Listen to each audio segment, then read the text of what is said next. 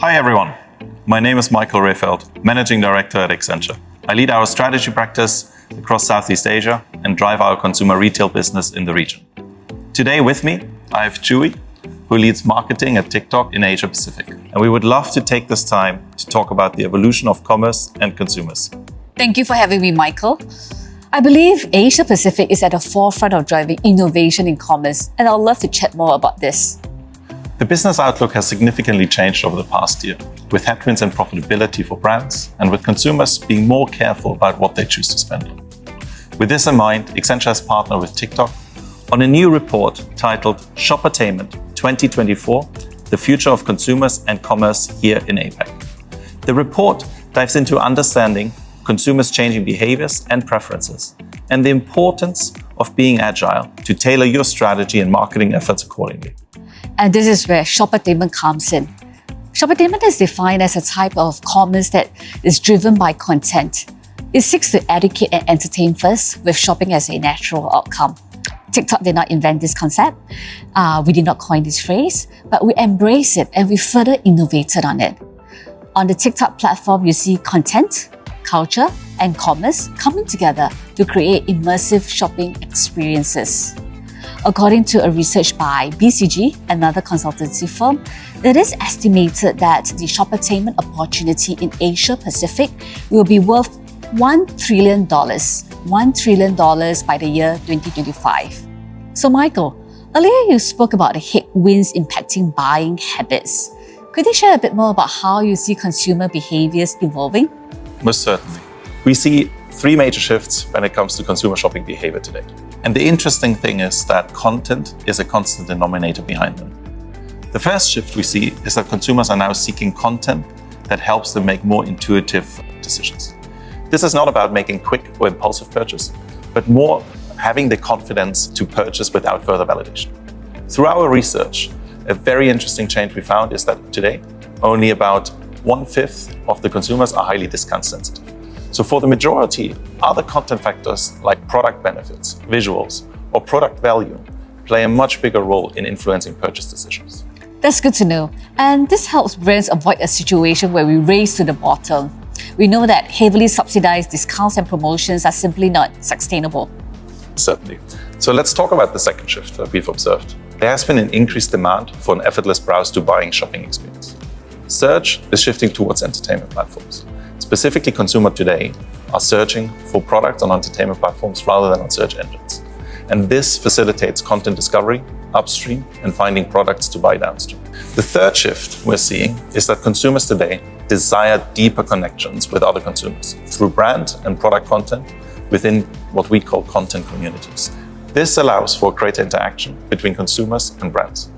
In fact, we see that most consumers are already actively co-creating content and engaging with others by participating in trends, commenting, or posting reviews. Michael, we know that Asia Pacific is not a single entity. And whilst we see some universal consumer truths, there are also local nuances. What recommendations would you give to brands to tailor their commerce strategies to the different APAC markets? What's really interesting is that APAC markets can be divided into two, what we call archetypes: social-oriented markets and product-oriented markets. In social-oriented markets like South Korea, Thailand, Vietnam, consumers lean towards reviews and recommendations from creators and other users to drive their purchasing decision. They're less likely to do additional research before taking an action, and they're actually tended to be guided more by their intuition and the trust they rely on the community.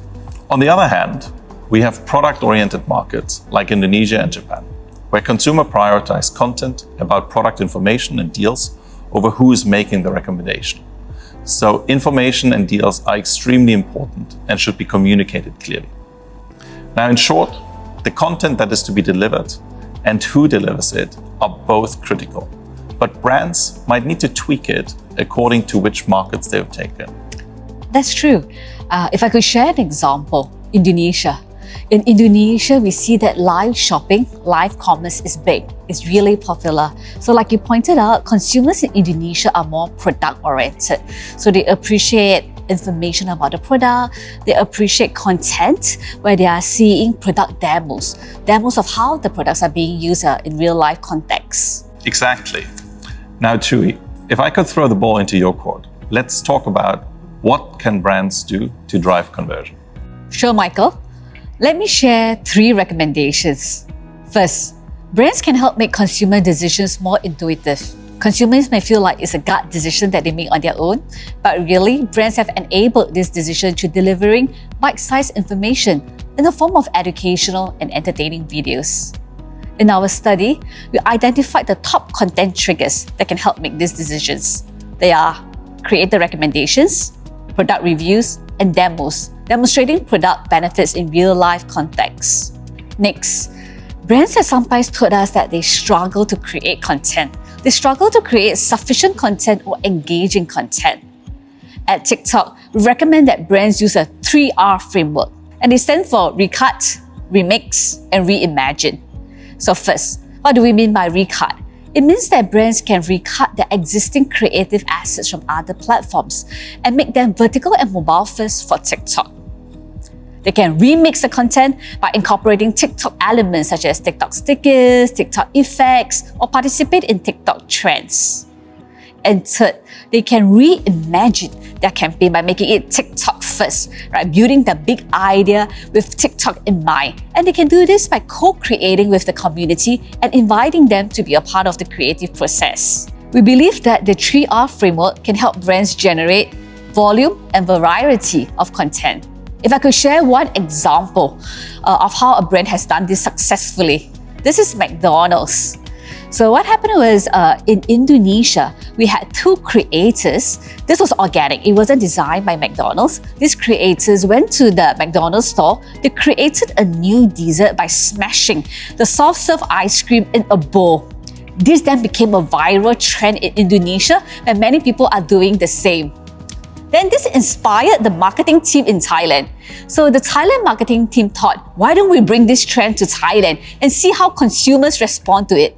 They introduced this trend, they introduced this product on their menu, and it went viral in Thailand. So people in Thailand started bringing their own bowls, their own pots, they started smashing the soft serve ice cream and created the product. And we saw sales for soft serve ice cream, McDonald's, increase by 130%. Wow, this sounds fun and yummy.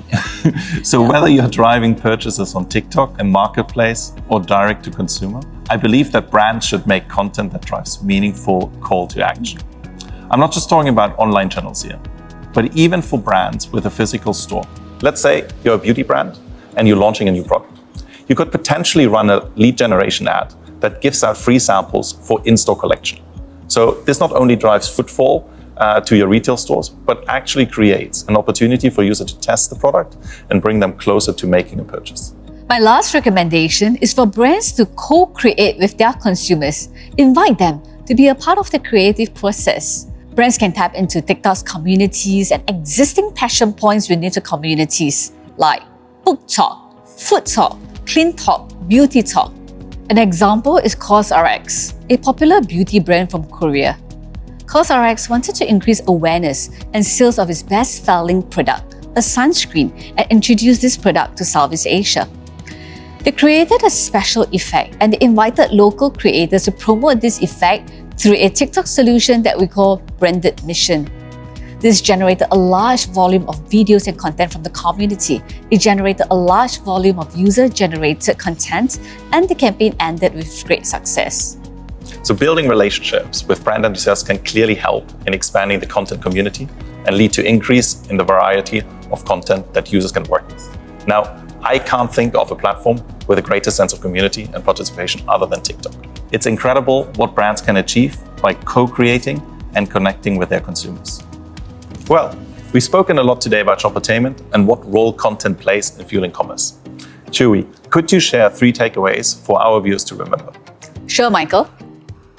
First, help your consumers make intuitive decisions by delivering bite-sized information through entertaining and educational videos, such as creator recommendations, live demos, and community reviews. Second, make the browsing to buying process effortless. You can do this by making your brand content actionable. Allow your audiences, your viewers, to make purchases, to take action directly, whether it is within the TikTok app itself or linking to your D2C site, or to third-party marketplaces. Lastly, remember that consumers want to co-create with you. Invite them to be a part of your brand conversation and creative process. Build a content community that taps on existing passion groups within TikTok whilst driving engagement with your brand. Thank you, Chewy, for being with us here today. And thank you, everyone, for watching. We're happy to share that we've released the white paper, Shopperteinment 2024, the future of consumers and commerce here in APAC, that deep dives into everything that we've discussed.